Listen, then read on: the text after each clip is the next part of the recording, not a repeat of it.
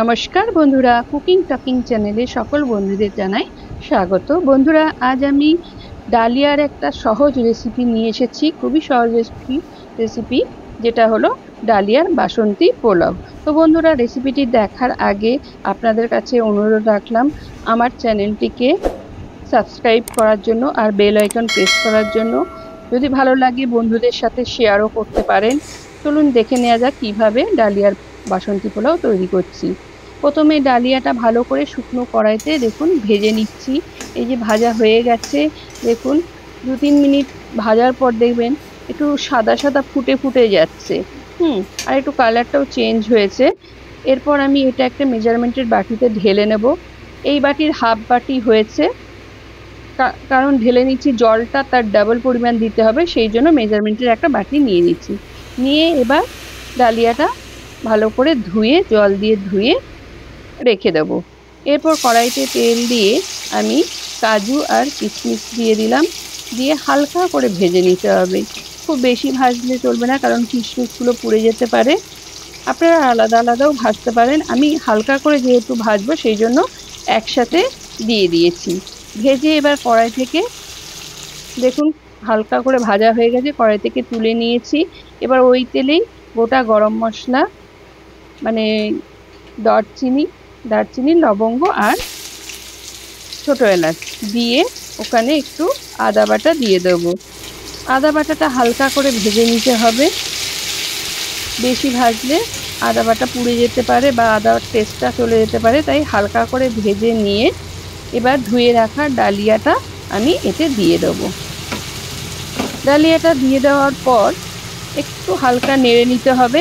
নেড়ে নিয়ে এবার বাসন্তী পোলাওয়ের কালার আনার জন্য আমি হলুদ আর কাশ্মীরি মির্চ দিচ্ছি। এখানে আপনারা ফুড কালার মিক্স করতে পারেন। যেহেতু আমি হেলদিভাবে এটা তৈরি করতে চাইছি, সেই জন্য আমি হলুদ আর কাশ্মীরি মির্চ দিয়ে কালারটা আনছি। দেখুন খুব সুন্দর কালারটা হয়ে গেছে। এবার আমি জল দিয়ে দিচ্ছি। জল যতটা পরিমাণ আমি বাটিতে ডালিয়া নিয়েছিলাম তার ডাবল পরিমাণ জল দিয়ে দিয়েছি। দিয়ে এবার কাজু কিশমিশগুলো এর ওপর ছড়িয়ে দিচ্ছি। এরপর আমি দেখুন খুব সুন্দর লাগছে, কাজু কিশমিশগুলো ছড়িয়ে দিয়ে হালকা নেড়ে নিয়ে আমি এখানে একটু সেদ্ধর জন্য ঢাকা চাপা দিয়ে দেবো।